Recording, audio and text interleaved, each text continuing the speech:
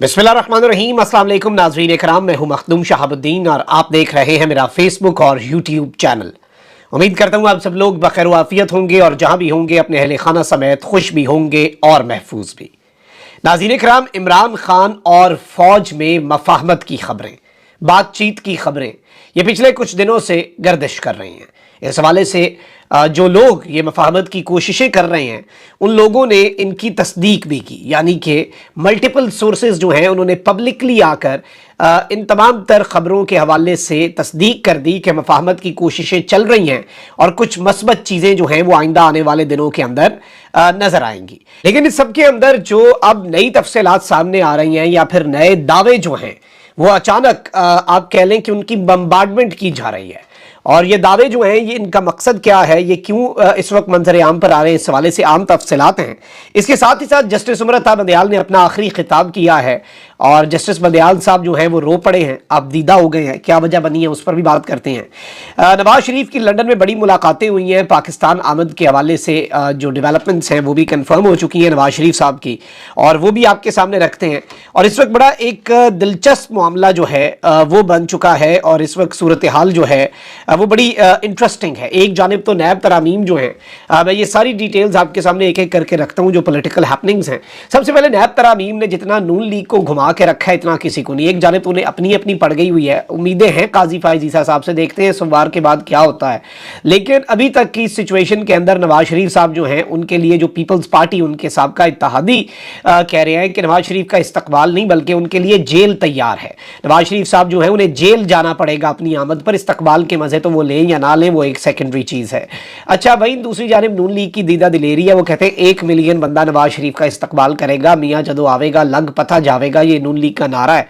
लेकिन इसमें ये वो कंफर्म करना भूल गए हैं कि ये लग पता जावेगा किसे पता लगेगा, किससे लग पते जाएंगे, नून लीग को, मियाँ साहब को, इनके जो कॉन्सेप्ट क्लियर होने हैं जो इन्होंने मुल्क के साथ किया। अच्छा, इनकी कन्फ्यूजन नैब कवानीन के हवाले से ये है कि इन्हें समझ नहीं आ रही। कल राना सनाउल्लाह साहब कह रहे थे कि अब ये नैब तरामीम जो हैं ये उल्टी पड़ी हैं, अब लाडले को जमानत भी नहीं मिलेगी, अब इमरान खान को जमानतें भी कोई नहीं मिलनी। और यही वजह है कि जब अंग्रेजी में फैसले आते हैं नून लीग जल्दबाजी में मिठाइयां खा लेती है, नून लीग जो है वो जल्दबाजी में बातें कर लेती है। अब इतनी कॉन्ट्रडिक्टिंग स्टेटमेंट्स हैं कि आप इनकी इंटेलेक्ट का अंदाजा लगाएं, इनके IQ का अंदाजा लगाएं, इनकी पॉलिटिकल सिचुएशन को और अदालती फैसलों को, लेजिस्लेशन को, कॉन्स्टिट्यूशनल मामलात को, लीगल मामलात को समझने की इनकी सलाहियत का अंदाजा लगाएं। राना सनाउल्लाह साहब कल ये फरमा रहे थे, कुछ घंटे पहले बल्कि आप कहें ये फरमा रहे थे कि अब इमरान खान जो है ना उसको इन नैब तरामीम के कलदम होने से लग पता जाएगा। अता तारड़ साहब क्या कह रहे हैं जी? अता तारड़ कह रहे हैं कि नैब तरामीम के फैसले में 90 दिन के रिमांड की शिक को नहीं छेड़ा गया, लाडले को सूट करने वाली किसी भी शिक को छेड़ा ही नहीं गया है। और इसमें इन्हें अब समझ आ रही है ना कि हुआ क्या इनके साथ, इन्हें जरा लेट समझ आती है। जब जब फैसला अंग्रेजी में होता है ना तो नून लीग को समझ जरा लेट आती है। और लीगी रहनुमाओं के साथ लंदन में प्रेस कॉन्फ्रेंस करते हुए उन्होंने कहा कि चीफ जस्टिस ने आखिरी दिन भी पाकिस्तान तहरीक इंसाफ के चेयरमैन को खुश करने की कोशिश की और हमारे केसेस में दम होता तो हम खौफजदा होते। नवाज शरीफ की वापसी पर कानूनी मामलात से निपटने के लिए हमारी कानूनी टीम गौर कर रही है और नवाज शरीफ की वापसी अटल है, कोई केस उनकी वापसी में रुकावट नहीं बनेगा। अता तारड़ ने यह भी कहा कि chairman peoples party Bilawal Bhutto के लिए मशवरा है कि नया फ्रंट ना खोलें क्योंकि बात निकलेगी तो फिर दूर तलक जाएगी। अच्छा, ये जो बात हमेशा कोई भी नॉर्मल आर्गूमेंट में भी कहता ना कि भाई बातें ना करो, बात निकलेगी तो फिर दूर तलक जाएगी, ये फिर बहुत से खाते खुलेंगे, वो वजह उसका मतलब यही होता है कि आप भी मुजरिम है, अगला भी मुजरिम है, अगले को आप कह रहे होते हैं कि मैं तुम्हारा काना हूं, तुम मेरे काने हो, चुप कर जाओ बस यहीं पे। तो वही बात है कि बिलावल साहब को वार्निंग दी है कि हमारे बारे में बातें ना करें, हम आपके बारे में करेंगे। नहीं कह रहे हम दूध के दूल्हे हैं, अपने आप को डिफेंड नहीं कर रहे, वो करें कैसे?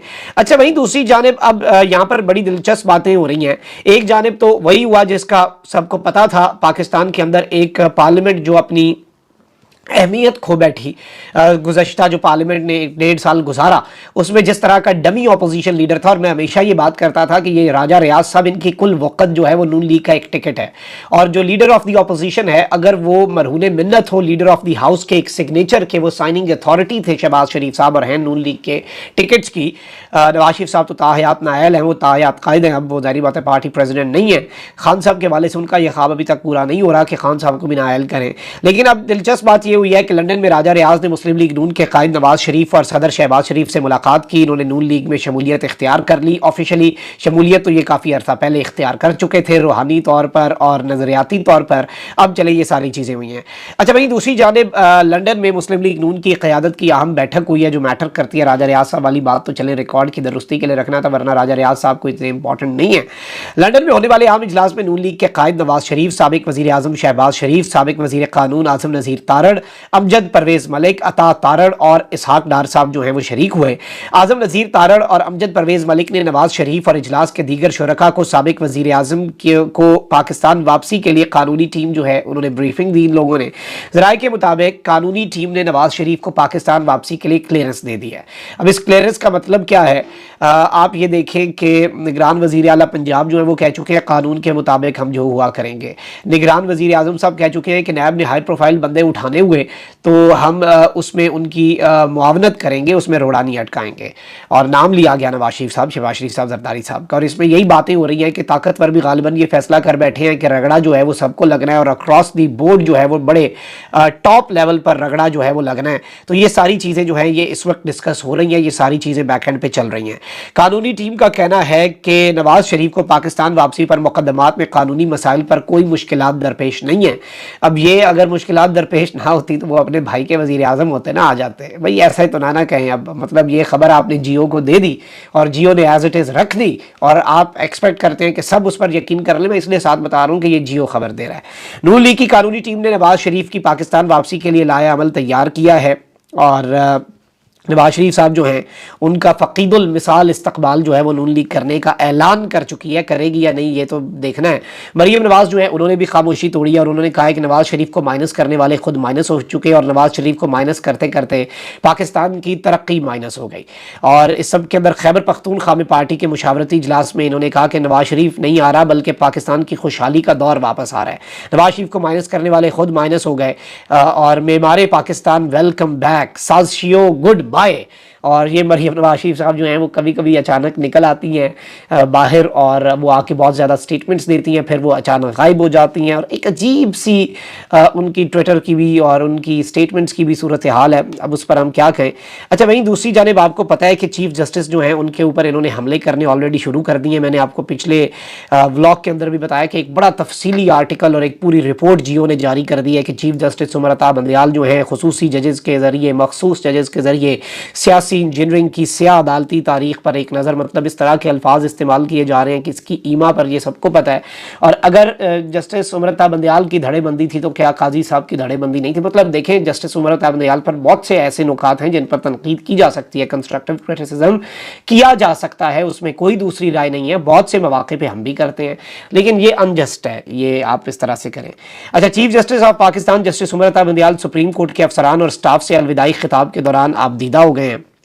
और चीफ जस्टिस उमर अता बंदयाल ने दौरान खिताब खुद को डूबते सूरज से तशबीह दी और कहा कि आपके साथ बतौर सुप्रीम कोर्ट जज 9 साल बड़े अच्छे गुजरे, मेरी हालत अब डूबते सूरज जैसी है, अब तो मैंने डूब जाना है, मेरा वक्त आ गया है।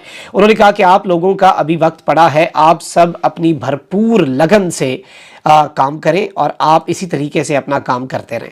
उन्होंने मजीद कहा कि मुल्क को मुआशी और दीगर चैलेंजेस का सामना है, जब सब इकट्ठे होंगे तो ये बहरान नहीं रहेगा। चीफ जस्टिस ने स्टाफ का शुक्रिया अदा किया और उनके ओहदे की मुद्दत आज रात 12 बजे ऑफिशियली ख़त्म हो जानी है और कल जस्टिस काजी फाइज ईसा ने बतौर चीफ जस्टिस अपने ओहदे का हल्फ उठाना है। उसके बाद वो अदालत लगाते हैं सोमवार को और क्या कुछ करते हैं वो भी देखना है। और चीफ जस्टिस साहब जो हैं वो आबदीदा भी हुए आज और जाहिर बात है कि इमोशनल मोमेंट था ये आबदीदा होना। एक जारी बात है उस एसोसिएशन की तरफ जो अपने स्टाफ और अपने इदारे के साथ होती है उसकी तरफ एक इशारा है।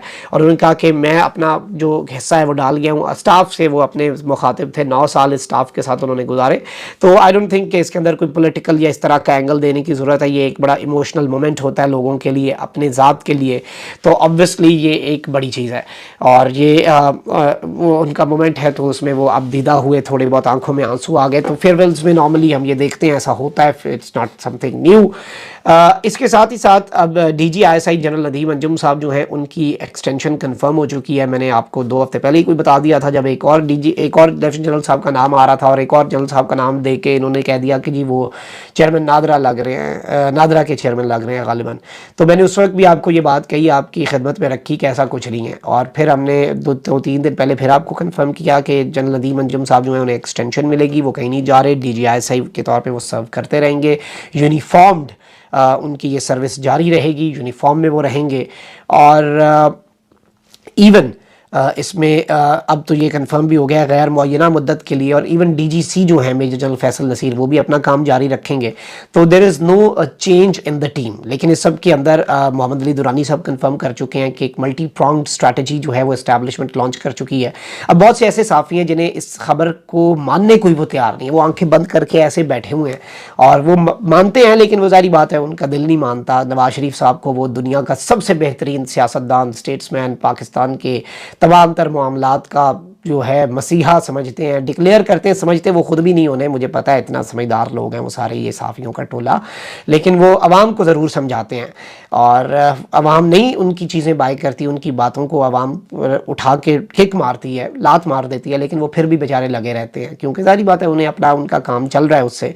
तो अब एक इनमें से कुछ साफ़ी उन्होंने लॉन्च कर दिया जी, अब ये जो बातें हो रही हैं इमरान खान साहब के मुज़ाकरात, मोहम्मद अली दुरानी और ये सारी बातें जो हो रही हैं, ये मुज़ाकरात जो हैं ये ऐसा कुछ भी नहीं है, और अब टीम वही है। भाई टीम यही थी तो पीछे मुज़ाकरात शुरू है। मोहम्मद अली दुरानी साहब ने कंफर्म किया कि मेरी मुलाकात सदर मुमलिकत से एक तरह का तसलसल थी आर्मी चीफ और DGISI lieutenant general Nadeem Anjum साहब की मुलाकात के, और इस्टेब्लिशमेंट के जो क्लोज सोर्सेज हैं वो ये कंफर्म कर रहे हैं और लगातार कंफर्म कर रहे हैं। बैक टू बैक हमें कंफर्मेशन मिल रही हैं, मुख्तलिफ सहाफ़ी इस चीज़ को पब्लिकली रिपोर्ट कर रहे हैं, और वही बेसिकली सोर्सेज हैं जो 8-10 सहाफ़ी जो है सीनियर उन्होंने ये खबर दी, और हर ग्रुप के मतलब जो इस्टेब्लिशमेंट से करीब समझे जाते हैं उन्होंने भी, जो PDM के भी कुछ करीब समझे जाते हैं और इवन जो PTI के भी, तो सब ये खबर दे रहे थे कि ये सारी चीज़ें जो हैं बैक एंड पे बहुत सी कोशिशें चल रही हैं, और दीगर ऑप्शंस जो हैं PTI के हवाले से वो स्टेट जो है वो एक्सप्लोर करना शुरू हो चुका है। लेकिन इसके अंदर अब बहुत से लोग होंगे जो ये नैरेटिव बनाएंगे कि ऐसा कुछ नहीं हो रहा, ये उनकी ख्वाहिश होगी, खबर नहीं। ये चीज़ याद रखिएगा। अपना बहुत ख्याल रखें। अल्लाह निगहबान। पाकिस्तान।